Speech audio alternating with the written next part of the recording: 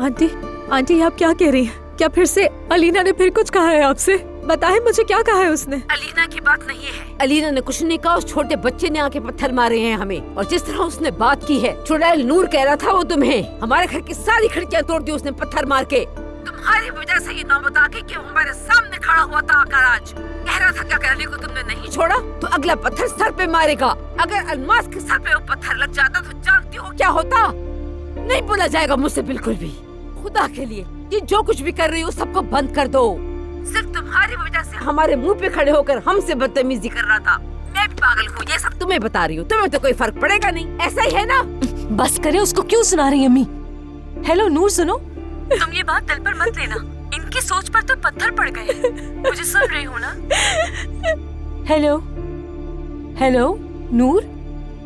हद है अम्मी, उसके साथ आपने क्या किया है? कहीं वो बेहोश ना हो गई हो।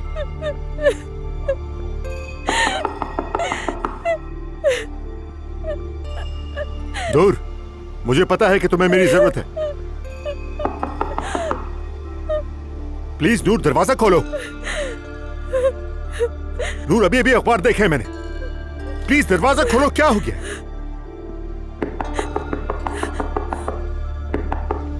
नूर!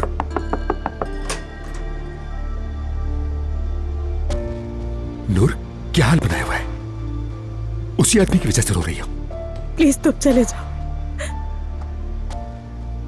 नूर, नूर मेरी तरफ देखो।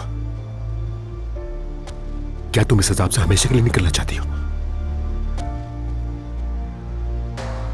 तुम ये तकलीफ खत्म करना चाहती हो ना?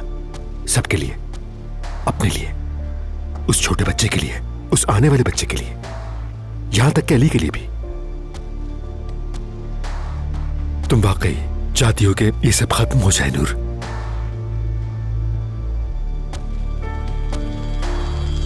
चाहती हूँ।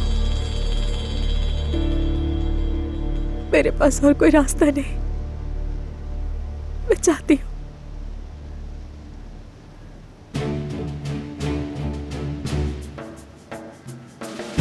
तो फिर हम दोनों के पास इसके सिवा कोई रास्ता नहीं।